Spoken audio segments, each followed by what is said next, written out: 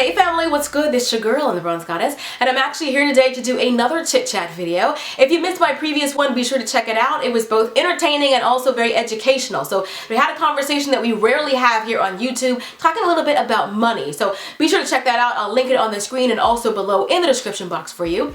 This particular chit chat is talking about, it is kind of spurred on from a line that I saw in one of my favorite shows. If you follow my channel, you know that I love Scandal and I love How to Get Away with Murder. Shonda Rhimes can do no wrong, but there is a scene where the actor Joe Morton is talking to Kerry Washington's character, that's Papa Pope talking to Olivia, where he tells her, go get yourself some power. Ever since I've heard that line, it kind of resonated with me. It's so important that parents have these types of conversations with their children, especially when you are a person of color. I feel like in this country, with everything going on, with us being fed up since Katrina, with us being fed up with Trayvon Martins and the Tamir Rices and the Sandra Bland's not getting justice, with what's going on in Flint and feeling like the whole world is forgetting about these people being served brown water, I feel like we have to make sure that we are putting ourselves in positions of power. We need to encourage our children to become doctors and lawyers and scientists and educators and things like that, so that we're a part of these conversations. We need to make sure that education is a huge priority for us and our children and our children's children and every generation that comes after, because this country will never respect us as long as they don't have to. As long as we're not on the same board, in the same school system, on the same city council, in the same office, the same White House, they'll never respect us unless we are represented in those places. Please excuse this really crude analogy, but it's the best way that I know to fully articulate and convey exactly what I'm trying to express here. But let's just say that there is a master who gets a dog, and he is very mean and very cruel to this dog. He beats it. He's not fair to it. He deprives the dog of food. He deprives the dog of water, Flint water crisis, and eventually, after all these years of putting up with this mistreatment, the dog finally snaps.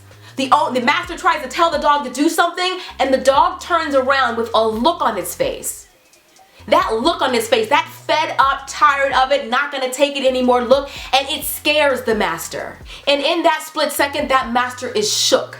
And that's where we are right now in this country. Not all white people, but there are some white people who are afraid of black people finally waking up and finally coming into their own and finally getting fed up, finally starting to hear it in the music, seeing it in the news, seeing it everywhere. And they're tired of this. They know that we are tired. We are sick and tired of being sick and tired, and we're fed up, and that scares them.